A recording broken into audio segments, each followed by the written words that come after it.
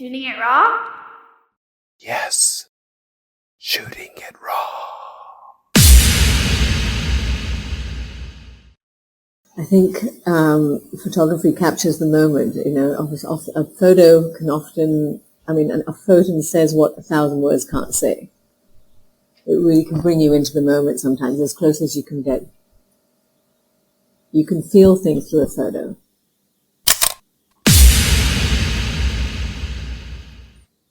Okay. Why are you laughing? Great. Okay. That's great. No, it's just because I'm trying to leave the door open.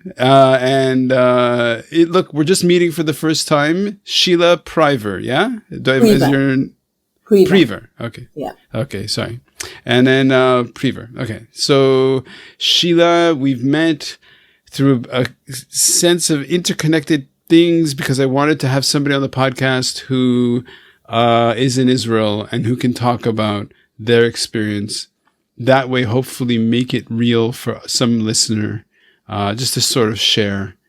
And yes, thank you for joining me on the podcast. I have no idea what you sent me as photos. And I know this is the podcast is about inspiring people and it's kind of optimistic and positive, but how do we keep a handle on that? Or how do we reconcile that given the brutality and insanity of the past month plus? Big question. If you had spoken to me prior to October the 7th, the Black Saturday, then you would have heard me speak. I would have spoken differently. I was really always very empathetic, very understanding of the other side. Today, it really is very difficult for me. My heart has hardened. I'm having is it there? I think you're frozen. Yeah. I think my heart, empathy and compassion has, I'm having a hard time with at the moment. On the other hand, actually one of the photos I was going to put up and I didn't was of a little Arab child and a little Israeli child, planting the seeds of peace. Mm. I think time will allow us to heal, and I think it very much depends on, our leaders. I think people are born good. I think people, there may be a little evil here and there, but I think in general people are good. People want the same thing. To situate the listener and me, because I don't know where so where do you live? I live in Hod Sharon in Israel, which is about 15 minutes outside of Tel Aviv. We're far away from the south. I mean, far away. Nothing is far away in Israel. It's about an hour. Yeah. It's about an hour from what happened on October the 7th. Israel's a very, very small country. So, like I said, just outside of Tel Aviv. Okay. Okay, so the way that I do the podcast is I kind of bring up the first photo, or we have 4 photographs that shape or basically curate a conversation. And somehow from that, we will discover how you see the world.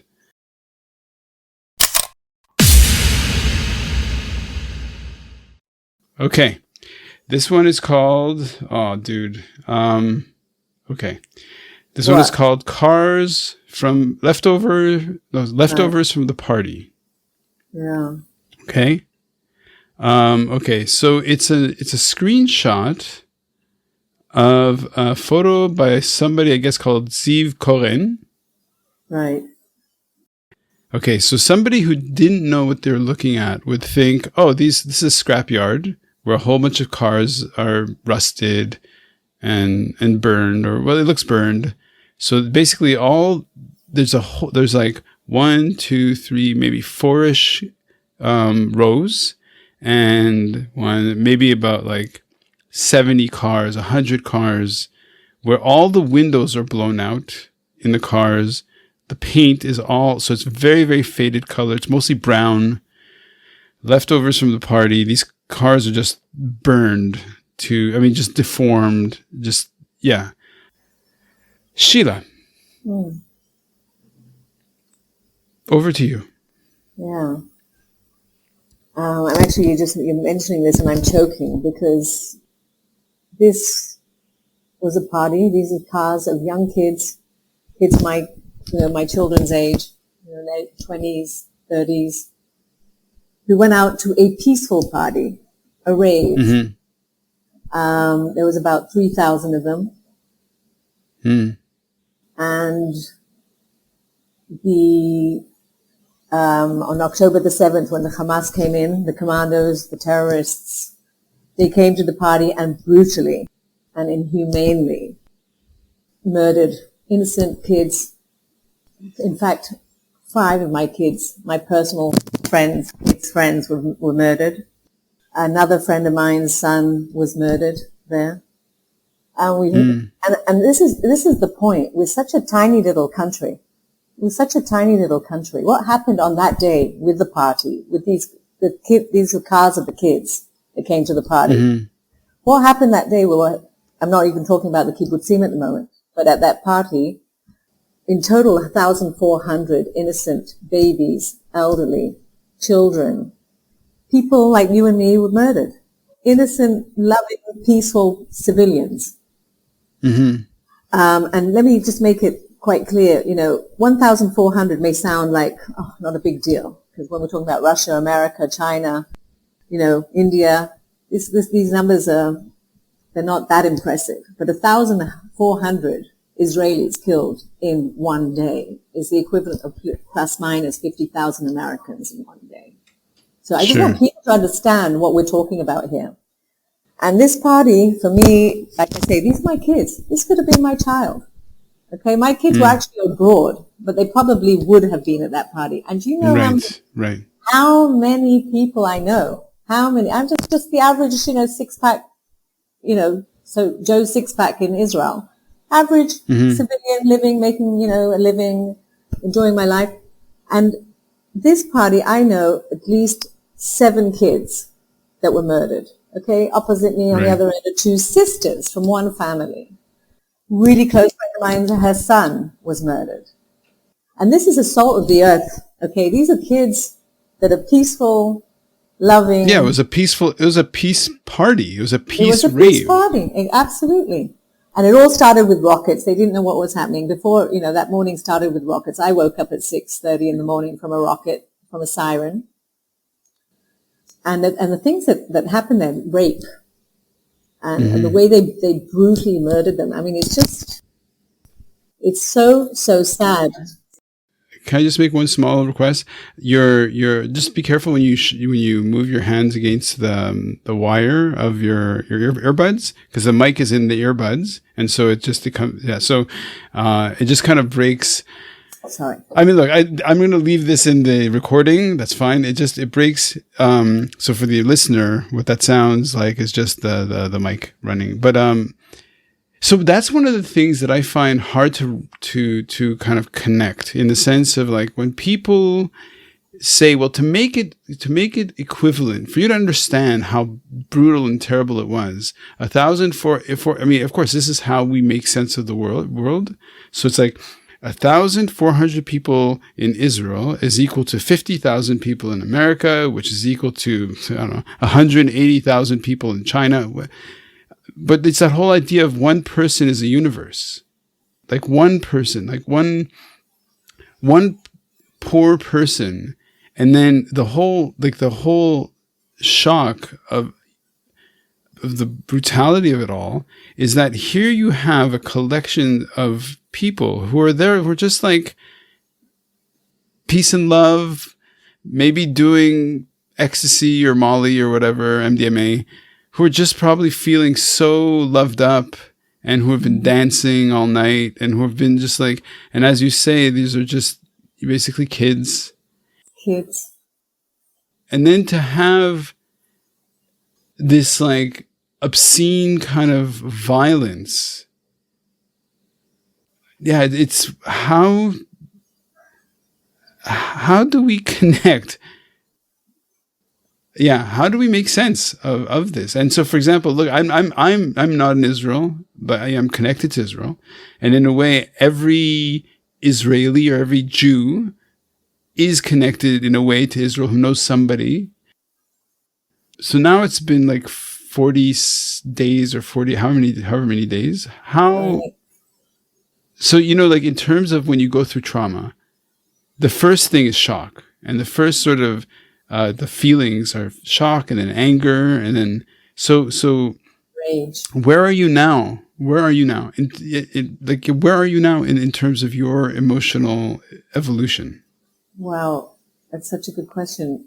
I'm actually having such a hard time with myself. I don't know, because there's a lot of feelings within me, which I've not known them. I've never been connected to these type of feelings. I was brought up on peace and love and, respect. I grew up in Hong Kong.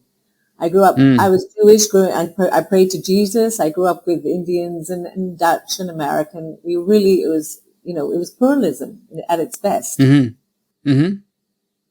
And I always, in the last few years as well, I've been, connected to, very an advocate of speaking to Palestinians and bringing Palestinians and Israelis together.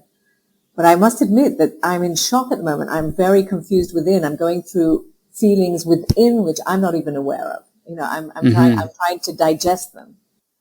And like I said, I'm just an average person living in a great place just outside of Tel Aviv. But my son's girlfriend as well, who were actually in San Francisco at the time this happened.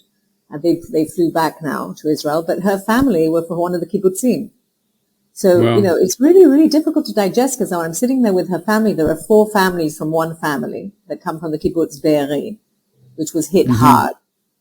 Hard, and, yeah. I'm sitting with the family. So this family, the father and the son are dead. This family, they're being held hostage. This family, the brother was murdered. So I'm telling you, it's tough. And it also really touched, I think, not only Israelis, perhaps Jews abroad as well.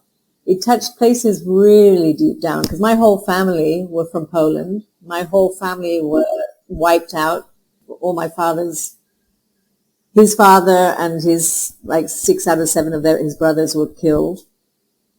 So my parents went through the Shoah, the Holocaust, and it touches really deep places. Sure. Having to sit in these safe rooms. The kids not allowed to talk. They need to pee in buckets. No food for hours on end. And this is close. It's close to home. It's not like it's everybody has someone. Like I say, my son's girlfriend. So I am feeling rage. And with the way and babies being held in cages and 250, 40 something hostages, babies. One of the kids there isn't even 1 year old. How utterly fucked up. And I'm trying to find empathy. I'm trying to feel, compassion for the good Palestinians, on the other side. And there are good Palestinians, but I am feeling angry and I'm having a really hard time getting over it. Well, for sure. I feel like an idiot as well to some extent because I feel naive. I feel I was wrong. I feel maybe I didn't see the picture correctly because there was, I was very, very left wing. I was very, we need to get, mustn't expand settlements, and I still think so. But I really felt, we're the strong ones. We can, direct things. I was wrong, and I know today I was wrong because we are dealing. I mean, I had no idea the width and the scope and the depth of the hatred and their brain. They're so brainwashed. The Hamas. I'm not talking about the Palestinians. I'm talking about the Hamas. Sure. But even today, when I hear that in the West Bank they did a survey, how many of them would vote for Hamas today? Then 70% said they'd still vote for Hamas. So I always made excuses, and I always said, "Oh, okay, if they say anything else, they'll be beheaded there." Okay, yeah. But no, at this point, like I say, I'm really confused because I'm saying, "Hang on, where are these voices?" Right. The people on the kibbutz were all very peace-loving. They were left-wing, peace-loving. They lived right across from the border, right, like really close to Gaza. And a lot of these people were people that were going over. I have a lot of friends, personal friends. They went over, brought them over to Israel to get good medical care, drove them back, brought over little kids with cancer to come and get medical care in our hospitals. And the same people were murdered. So I asked myself, where are these people that they help? Where are their voices? Right. Again, I'm saying, okay, their voices cannot be heard because they're living within, these Hamas are monsters, Hezbollah are monsters, they're terrorist, radical, theocratic, crazy people that feel that, it's nothing to do with being on earth. They're looking forward to going up to heaven. But I'm saying, hang on. I understood this all these years, that they can't speak. And I asked some of my Palestinian friends, I said, why aren't you speaking up? They said, we're too scared to speak up. But on the other hand, look what's happening here. Gaza is being flattened. You won't have houses. You need to move. You're going to be refugees. You're suffering so much. So where are the voices? And if it's not their voices, then where are the Palestinian voices around the world? The academics. Right. And the voices we're hearing are also really confusing for me, the anti-Semitism, which people said to me a while back, I remember the Syrian refugees, okay, when they came into Europe. And a lot of Israelis said, what's happening in Europe is that it's going to become, Islam, radical Islam, and they're going to pay a price for it. And I said, what are you talking about? Germany, everyone, they were fantastic that they're opening up their doors to these refugees, poor people, what they've been through. On the other hand, today, I say, what a mistake. And so it's like, it's confusion. It's really confusion. Today, it's either them or us, 100%. I do not want Hamas on my border. I do not want Hezbollah on my border. I don't care at this point. I don't care what it takes. It's either them or me. For the Palestinian people, I do have hope that we'll be able to live, two-state solution, have a home. It could be Paris for them. I want that, everybody deserves to live a good life, but so do we. And that's another thing. They keep talking about the tens of thousands. Should I stop for a second? You want to ask me something? Should I let you ask me a question? No, it's all good. Sheila, it's all good. Okay. You just keep going. So, for example, they keep talking about the numbers, right? The numbers in Gaza. I want to pose a question. I was there as well. Like I say, prior to October 7th, I spoke differently. Today I speak differently because I feel like I feel like a bit of a moron. We had rockets and missiles coming over us for the last 15 years. Not me here in Hodesharon, although they have reached Hodesharon where I live, but in the south for the most part, we're in the north, but mainly in the south. What these kids have lived for the last 15 years. They keep talking about the Palestinians being, their miserable lives, but if we had not come up with the Iron Dome, protective the missile protecting shield thing. Yeah. Just stop for a moment and let me ask everyone, what would we look like? We'd be smashed. Tens of thousands of people would have been killed. Because they landed they were aimed at our cities. Yep. And why do our kids have to live in shelters all the time? And why do I need to apologize for coming up with the Iron Dome? Again, my heart weeps for the Palestinians. And I think most of the Israeli people are there. We do want to live in peace. Sure. We don't want this shit in our lives. It's not easy for me to send my child now who's sitting in the army. He was in the middle of his life, finished his army, finished with the 3 years of having to not sleep at night. He went away. He came back to Israel because he wanted to, come and serve. And I'm confused because I want to feel compassion. I want to feel empathy, and I do not want to lose the humanity in me. Okay, that's what they're doing. That's what they're trying to do. They're trying to make us. And what do you do when you're dealing with inhumane people? They are not. I mean, if I start telling you stories about what they did, cutting off children's fingers. You're going to see that this hour goes by super, super fast. And Sheila, the task of what I'm trying to do in my own silly little way is to open the door a little bit into your experience so that somebody who's listening can connect with that and care, right? And ultimately come to caring about what it is that is your human experience.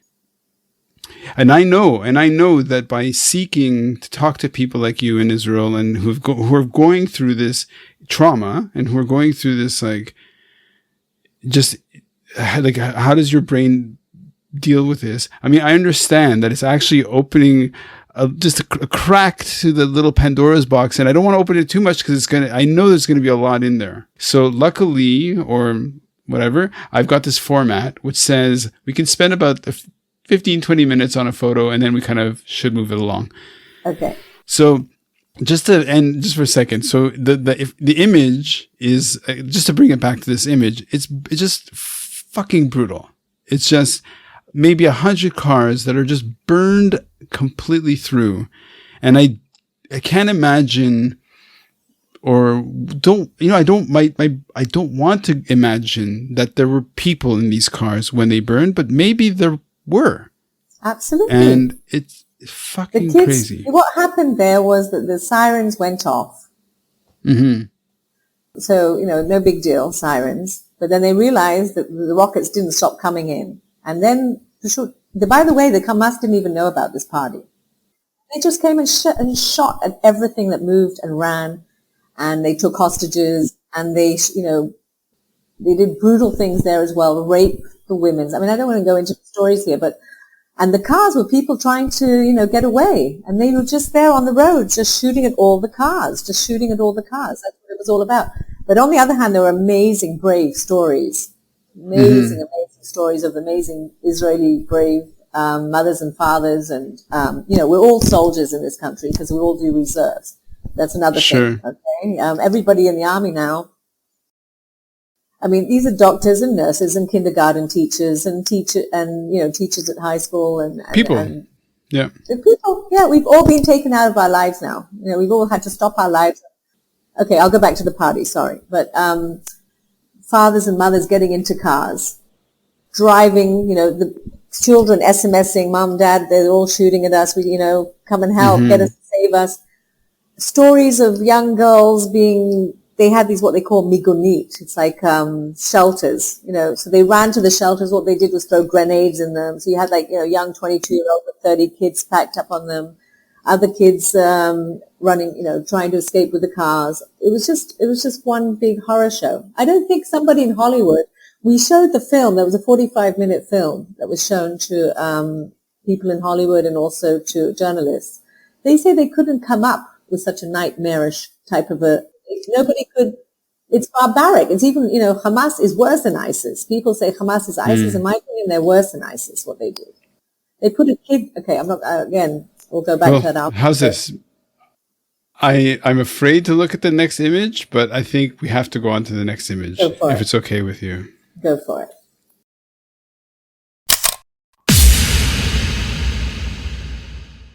It's a diptych. And on the left, it says Israeli combat vest. And it's like a model, I guess, wearing what looks like a combat vest. So it's like the person's wearing a black t-shirt and around it is like the fatigue camo, whatever. It's got some plates, like protective plates. It's got a belt with protective belt. It's wearing pants with, like camouflage pants. And on the right, there's a image that says Hamas combat vest. And it's a person wearing one of those, it looks like a baby Bjorn, I guess, but it's a baby wearing Hamas, sort of the green and white headdress. And it's a baby, just sort of strapped to the front of this, in camo, it's a camouflage sort of baby. Okay, Sheila, where are you taking me with this image? Okay, this photo is basically, I'll try and end on an optimistic note, like you said, we want to be optimistic. It's difficult to be optimistic though at this moment. For sure. I'm trying. But for example, they use, again, a lot of especially in America, we've seen it in the academic circles, all these ignorant people. They keep blaming us, but the blame is, free Palestine from Hamas, not free Palestine from, what is it they say? They're using their people. They're using the people. We just went into now, our soldiers just went into the hospitals. I'm in shock. Sorry. I'm in shock. They found, they took the hostages to the hospital. This is a hospital. The hospital, according to international law, we don't, for example, I can tell you, they say about Israel's being so, they're bombarding, and we don't drop bombs. Do you know how many pilots I know, personal friends of mine who are pilots, that they go in and they come back out and they don't drop nada, because they don't want to endanger children. But what are the Hamas doing? Instead of taking care of their kids, They are endangering their lives by using their private houses to store weapons, to use their private houses to, they use them as shields. That's what that photo is all about. It's a kid being used as a shield. Not to mention that they've gotten billions of dollars, the Hamas. And this money, unfortunately and sadly, instead of going to build the city, they could have built a beautiful place there. They got gas at the beach. It's beautiful. Yeah. They could have made Paris of the Middle East. We'd love to have good relations, but instead of using the pipes for water, they use them for rockets. Instead of using the oils for the hospitals, they used it. So they are punishing their own. That's what people need to understand abroad. And again, I am really adamant about it now because I'm so convinced after October 7th. I did look back. I questioned myself the whole time up until October the 7th. But today I understand I was wrong. I was really one of the first people to come and, say no to Israel. And, we need to do things otherwise. We are stronger. We're the strong ones. We're the, we should direct things differently. But that is not the case. And I understand it more than ever now. And so when I saw a kid, this poor innocent baby, Palestinian baby, it's not Israel's fault. We do everything in our power. I really think it's crazy to say a moral army because warfare is a lose-lose situation. Yeah. But they are using babies as shields. They're using hospitals. So this is what I want people to understand. I really, today, Golda Meir, our prime minister, she said if they put down their arms, there will be peace. If we put down our arms, there will be okay. And I never accepted that. I said, absolute crap.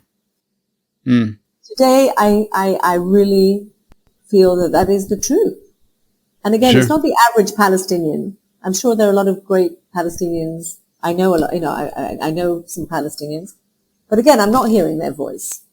I'm not hearing their voice. Well, that's one of the things that I find, and I understand that there is a culture of intimidation and fear. And okay, so you grew up in Hong Kong, right? Yes. Now imagine for most Hong Kong, like I've lived in Hong Kong for 20 years, nice to meet you, leho leho. Yeah. And before that, I lived in Montreal, right? Right. Now Montreal happens to have, like when I was in university, and there were like sort of anti-Israel demonstrations or whatever, there was always this undertone of violence and intimidation. And it was really kind of like a really toxic gathering. Like I once went to this protest, like it was funny, like this anti-fascist protest because of against the police or police brutality or something like that. And the anti-fascists were dressed like neo-Nazis. Which to me was just like, so you're shaving your head, you're wearing the black combat boots, and you've got like this real fascist sort of energy. Right. And so that was my experience in Montreal. And then I see these demonstrations. They're not exactly, in terms of the energy, in terms of the vibe. Are you talking about the demonstrations around the world? That's the thing, is that it feels like the line between like demonstrations against Israeli brutality attracts, and those demonstrations really feel fascistic to me in a way that when you see like a pro-Israel demonstration, people are dancing and singing, and it's a very different energy. Such a different energy. That's also hard to reconcile. It really is. Listen, I'll give you an example. Something I saw, which I found absolutely hysterical, where I saw these kids with these signs saying gays for Palestine. And underneath it said chickens for KFC. Okay, for conflict. Right. Okay, same thing. It's absolute ignorance. Ignorance is the root of evil. And I always say, go get an education. And also we need to face up to it that there is, I think we've gone so, what I've realized today as well, all these progressive left-wing, liberals, over-liberal. I mean, I'm a liberal. But listen, we need to look at things as they are. And and there are facts. And I think a lot of the problem is also the social media today, where it's just so much, there's no way of knowing what the true facts are. I saw someone interviewing these kids that are demonstrating. And they said to them, okay, would you like to sign a petition for Hamas? Yeah, sure. Okay. So are you for raping women? Or are you for beheading? Are you for whatever? Are you for... Okay, so they don't even... what is apartheid? Is there apartheid in Israel? They're saying apartheid is apartheid. What are you talking about, apartheid? Sure. One of our Supreme Court, high judges is an Arab. We have, they're in our hospitals, they're doctors, nurses. It might not be perfect, but it's definitely...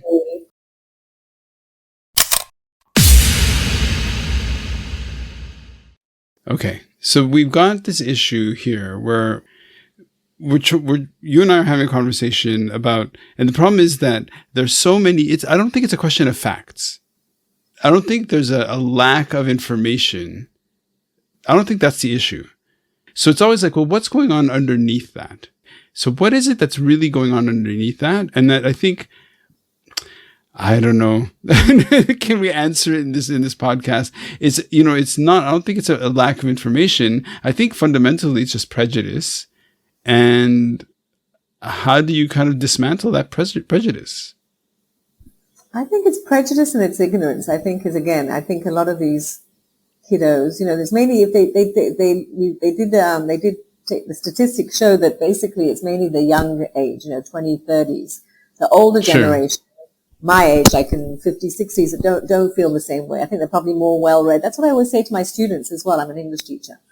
So I say, they don't read books anymore. They get a lot of them, and they're amazing. They really are amazing, smart kids. But they need to go into more depth. Again, and the feeling and what you're saying about this racism and prejudice, I don't know where that comes from. I was myself very naive. I didn't believe it existed until I saw what's going on now.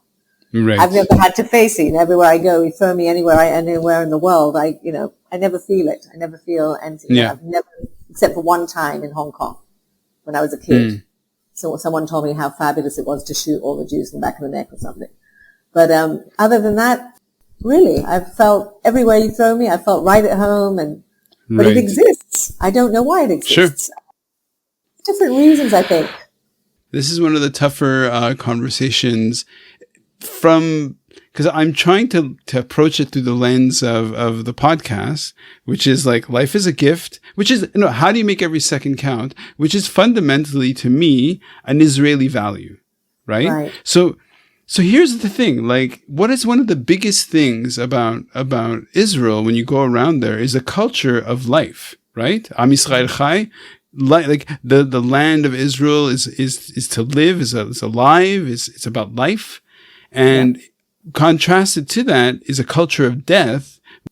Basically jihadists, right? So it's not, it's not all Muslims, but it is jihadists. And where are the Muslims to talk about how insane these jihadists are? Right. Again, it begins and ends with education. Like I said, I believe people are good at their base for the most part, but I think it starts and ends with education. And it needs to be, I think the people around the world and the same people that are protesting now, they're going against, the tide of optimism and the tide of love and life. And pluralism. They're just doing harm instead of, I think we need to project light onto those that have things in common, and those of us who want to live, and life is short, no matter if you're a Muslim or a Jew or a Christian. And I think that's where we need to put our focus, try and find more people like ourselves and spread that love. Okay. So as you're saying this, I've got Israeli combat vest and Hamas combat vest looking at me, and I have to go on to the next photo. Okay. Sheila, this is okay. Listen, this is important. This is good. This is important. Okay.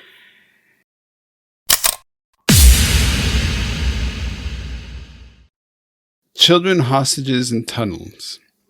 So it's basically an hourglass. It's an illustration. It's not a photo. It's more like an AI produced sort of graphic with an hourglass in the middle of the image. the light is Right. coming from behind the hourglass. And there's like, let's say 16 kids, boys and girls, roughly the age of 2 or 3, sitting in this like on the dirt inside what is kind of concrete. Well, look, I mean, it's an illustration, a concrete room, and each kid has Israeli flag wrapped around their shoulders. Okay, so yeah. I actually regret it now because I had a little, I think I told you, I think I said this at the beginning of our talk. There was a photo that I wanted to send to you of an Israeli child and an Arab child planting the seeds of love. But I will end with on an optimistic note, I promise. Okay, but hold on. So I want to say that I'm a huge believer in, and I think I sort of suggested that in our messages where I said, like, don't overthink it. Right. Go with your gut. Go with your intuition. Go with your feeling. And this is a hard-hitting illustration of these children wrapped in a like basically in a dirt. And so this is something that I think out of fear, there's a fear of people to kind of open that awful Pandora's box or whatever it is, to uncork that little thing, to kind of connect with that idea of these intimidating men, because it's all men, showing up with guns, whatever, abducting children from the age of less than 1 to toddlers or whatever. And it's like, how the fuck do you put that? How do you wrap your head around that insanity? Mm-hmm. I always say to my friends abroad, close your eyes, pretend you're on a Christmas Eve, you're celebrating, or you just put the kids to bed, and then this huge commando comes in, dressed up with his whatever, barges down your door, and pulls, your kid out of bed. What would you do? Or takes your little child away. Can you imagine how these people felt after they sat for hours as well? And, and not only that, why do the hostages were taken from the kibbutzim, it all connects. When I think of these people coming in and going into their homes, your safe haven, and putting your child out, or not to mention what they even did beforehand. I mean, I don't know if you want me to be gruesome and go into details of things that we know for sure happened, that we have seen, that we know, a story after story after story. I ask myself, I don't know why I'm not hearing about it from people abroad. Why aren't our hostages, these little babies being held under the age of 1? Where is the Red Cross? Okay, I understand they don't want to go in because they don't want to be shot. But where is the world? Where is the world? Yeah. Why aren't they screaming and saying 250-something hostages and women at 80-something, kids, children under the age of 1, and babies who are innocent? What did they ever do to deserve this? Doesn't matter if they, whatever nationality they are. What baby in this? And let me tell you, these babies, what they, and there was a woman, a hostage that gave birth. Gave birth, yeah. She gave birth in captivity. How the They're in these tunnels, which you can barely breathe. They're damp. They're disgusting. Some of these kids have had their arms blown off or fingers cut off. Or cut off. Cut off, And they're in there. And they haven't seen one international figure come and see if they're healthy, not healthy. So it's heartbreaking, not to mention what the parents are going through. Just this morning, they said they've come to an agreement. We're going to release some of these kids. They are playing with us psychologically as well. They were meant to release them this morning at 5 a.m. and now they're not releasing them. It's just imagine what the parents are going through. I don't think it could be a bigger punishment. And again, parts of families are there, other parts are not there. The children are orphans there, that their parents are being murdered. They're coming back if they're going to come back. They're being raped. Okay? Yeah. They're being raped viciously, fiercely, and I know a friend of mine she's a doctor, they saw what what happened, Right. from what they did to the insides of these young women's bodies. And where is the world? Where is the UN? Right. Where's the Me Too? Is that not good for Jews? Is that just, Sure. So, again, I'm trying, so the hostages is, wow. I have a picture from my son's girlfriend. My son and his girlfriend. Sheila, try not to shake the mic too much. Sorry. I'm passionate. It's like you're quick. It's okay. Yeah. No, you are passionate. Listen, I'm with you 100%. And I'm trying to be calm. I'm trying to be, calm. But I know this is very, very difficult. my daughter, she's like my daughter, my son's girlfriend. Okay. My boys were abroad, when this happened. They both flew back. That's another thing about the Israelis. They're amazing. It's amazing how these kids at 23 get on planes and come back, and all the Jewish, whatever people were paying for their, But I think it's this issue. It's like what's galvanizing is like it's an existential. It's like an existential threat. It's like it's not like there's a choice. I'm the first to say if it's a war of choice, I'm against it. I'm really against it. I always say my kids will not go. I will not send them to the army if it's not a matter of existence or not. But I was saying that my son's daughter, they were not in Israel at the time. They were abroad. Your son's girlfriend. My son's girlfriend and my son. And another son was in Portugal. He came back as well. But they were away. And when this happened on October the 7th, her family, like I said, is from Kibbutz Be'eri. It's one of the kibbutzim that was hardest.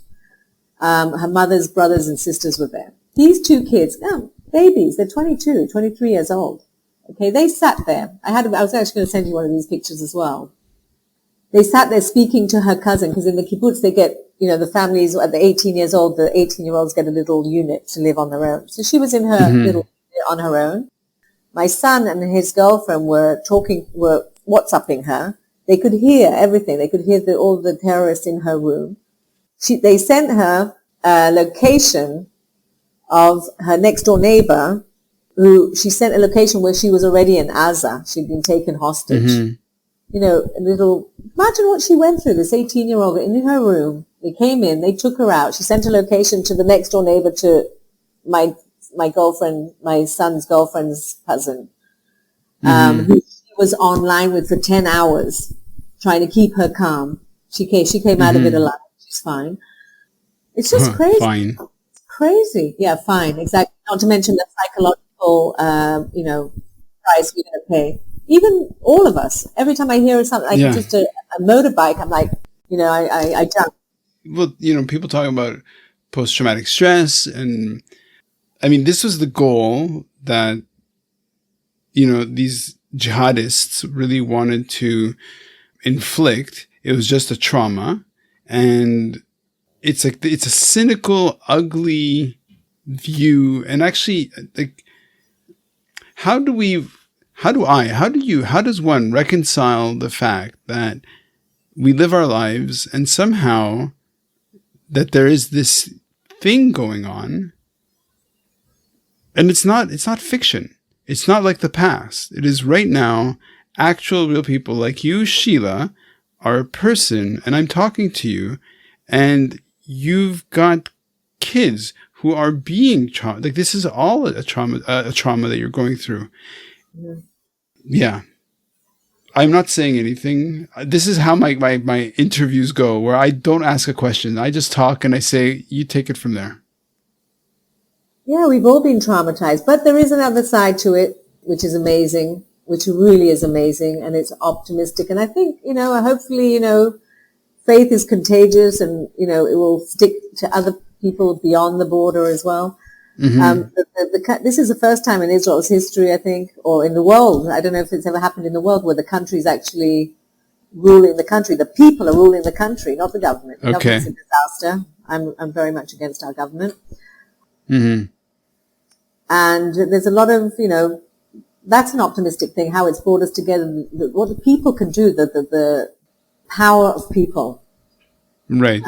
So, I went down the other day to the Gaza border to help the farmers that have also been affected by this. They have a lot of Thai workers who are also kidnapped and abused and murdered. It doesn't matter what color you are. It wasn't against the Jews. They Sure. killed anything that moved. No. They killed Muslims. Yep. So, but the bright side of it, the nice, like I say, the volunteering, what's going on in Israel is absolutely unbelievable. Even again, I'll use my son's girlfriend as an example. I mean, her family, the 4 families that come from the kibbutz, they moved to her mother's house in the center. They all lived at her mother's house in the center. And you should see, what's going on, the volunteering, the bringing food, cooking. Everybody's cooking for everybody. Everybody's sewing. Everybody's doing whatever they can. It's unbelievable. I went to work in the farm, picking on tomatoes.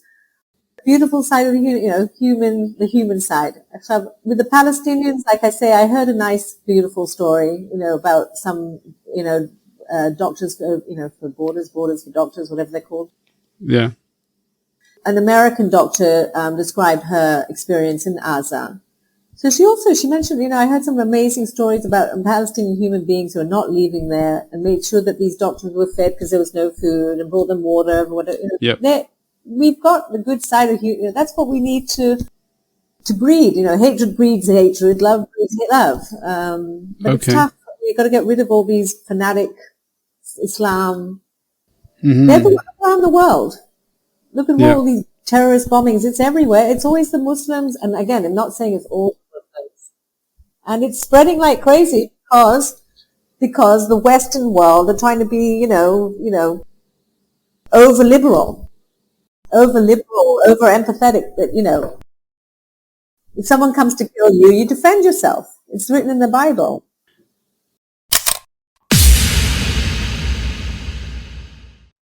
Sheila, I want to thank you. I know this is a very hard conversation, but hopefully in between the lines, a listener is going to connect with it and hopefully get a slightly more enriched image of what's actually happening. So here's the photo. Sheila. What photo is that? I don't remember now. Okay, it's a cartoon. It's a graphic. It says England then and England now. So on the left is the Big Ben it's like one of the sort of the guards. I'm revealing my ignorance here. Buckingham Palace, yeah. Buckingham Palace guard. And on the right is it's not Big Ben. It's turned into a mosque. And it's some fellow with black beard. So it's an inversion of the black hat, which is now a beard, carrying I guess the point of this cartoon is that England is going to change back in the day of the British Empire to now a more jihadist reality. So was this meant to be the optimistic image? No, the optimistic image was taken out, but I'll end on an optimistic note. Okay. This was again. It was just I think it ties in with what I said about the academia and the over liberal progressive. I think the phrase that seemed to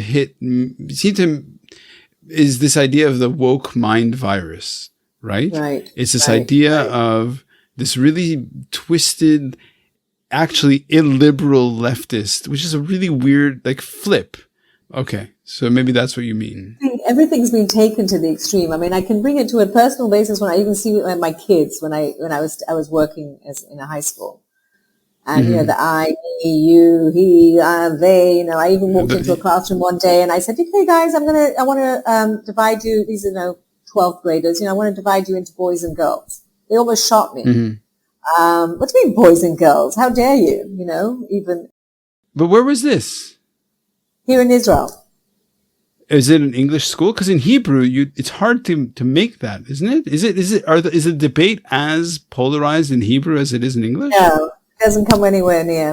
I was in America in the summer, and I spoke to a lot of kids in the same age group, and it definitely doesn't come close. But whatever we seem to import everything that's not good from America as well, and the kids are open to everything today. So we had really good talks about it. I'm really liberal. Whatever you are, you are. I think we're going overboard. I gave an example for in Singapore, And in Thailand, I remember as a little girl, we used to go there. There was a boogie street, whatever.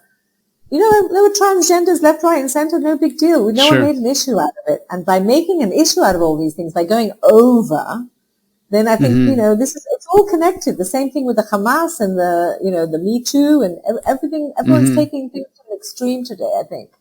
So we need to find that fine balance, I think. And the photo was like, I was very naive. Like I said earlier on in our conversation, I remember earlier on in our conversation, I think I mentioned, you know, like when there were 500,000 Syrian refugees that left Syria and came into Europe, and, you know, some people were against Germany opening their doors, and they were very liberal about it, and I was all gung-ho about it. That's how it should be. I think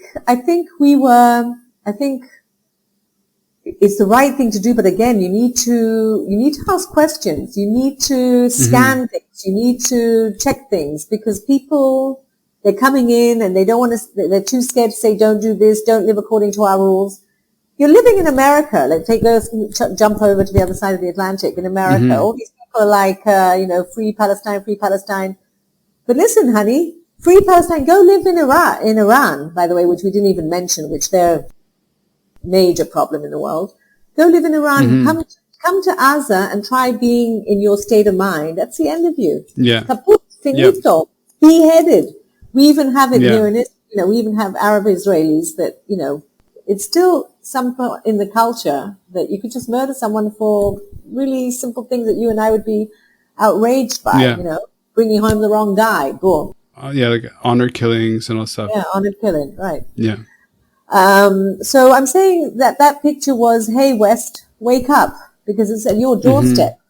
It's here now. I feel we're fighting a battle and trying to bring a message to the world.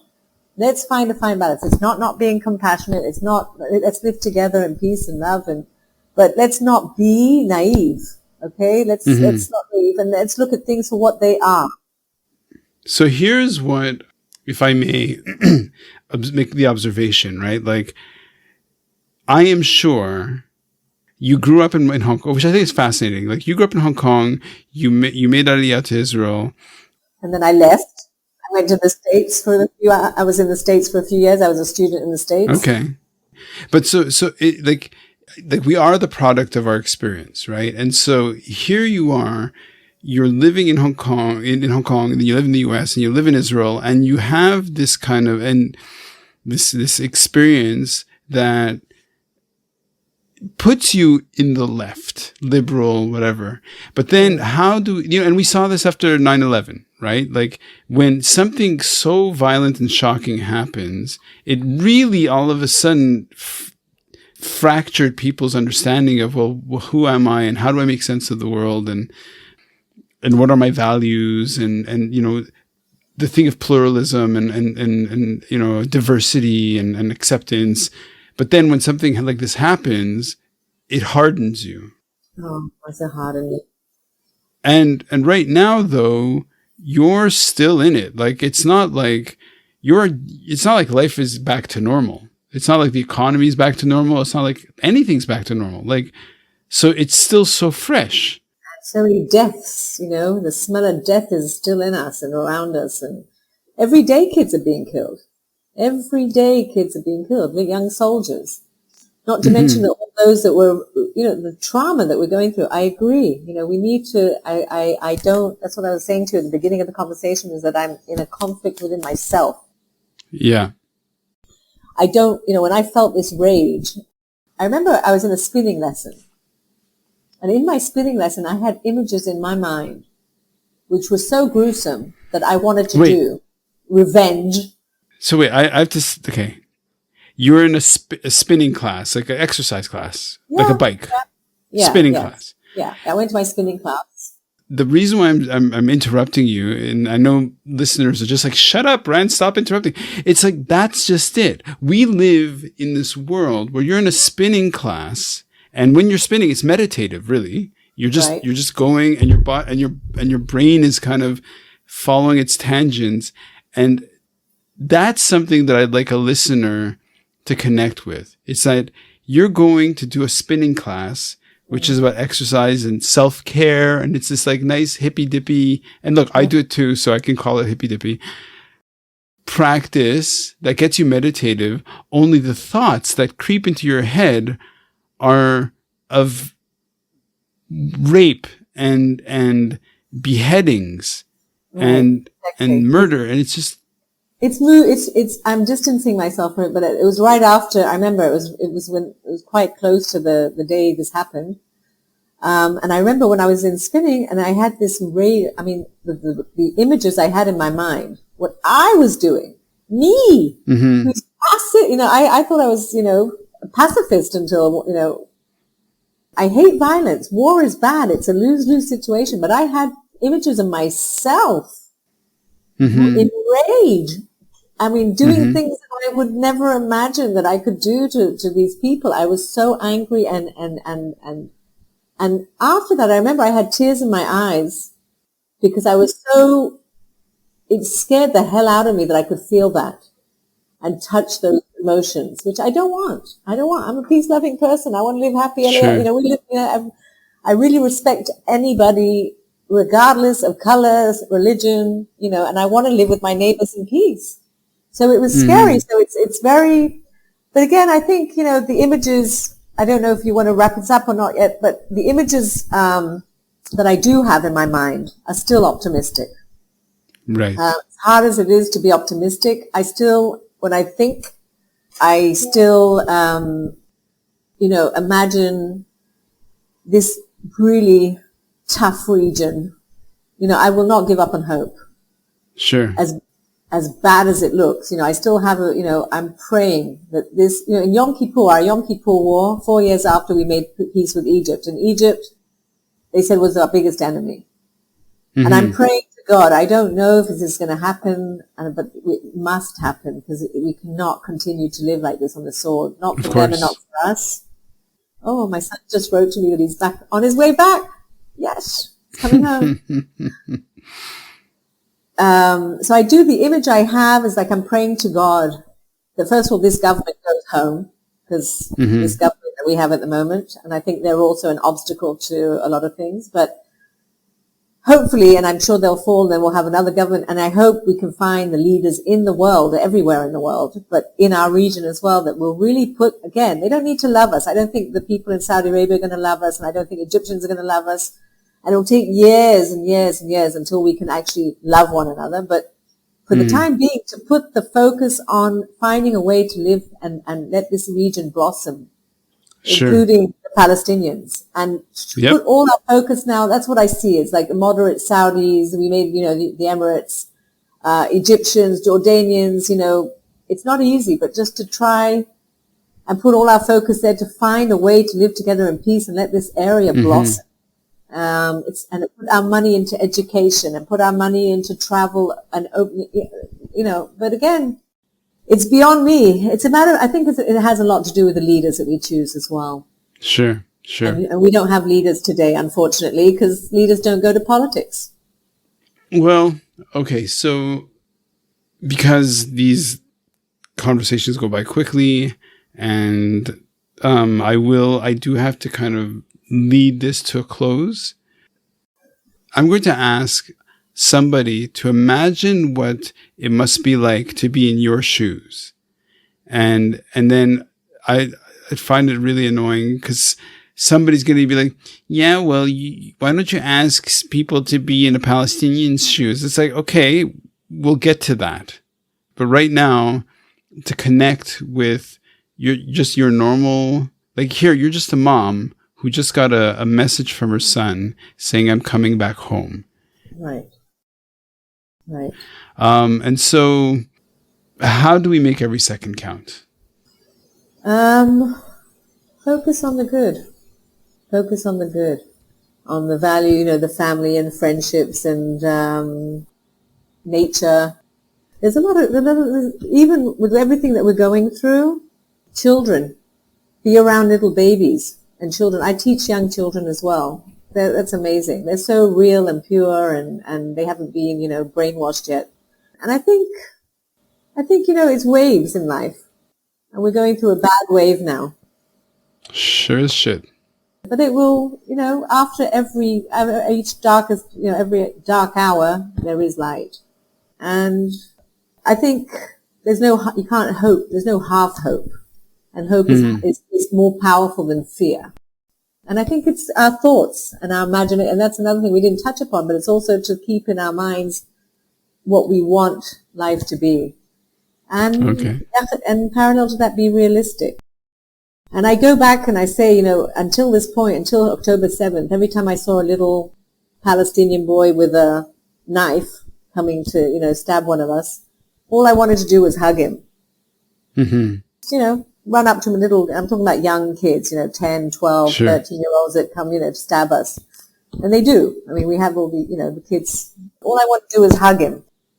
And I think that's what we need to, again, this period has been a little harder for me to say, yes, I want to come and hug him. I probably want to give a, bloody kick up the ass. But I want to come back to that point. I want to come back to that point, and I want to spread compassion and empathy, and we need to meet and bring us together. I see it in our country, what's happening here. It's amazing. Okay, Sheila, Goisai, thank you so much for your time and for sharing. And this was full on. Okay, thank you so much. Thank you for having me.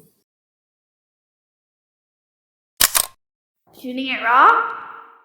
Yes, shooting it raw.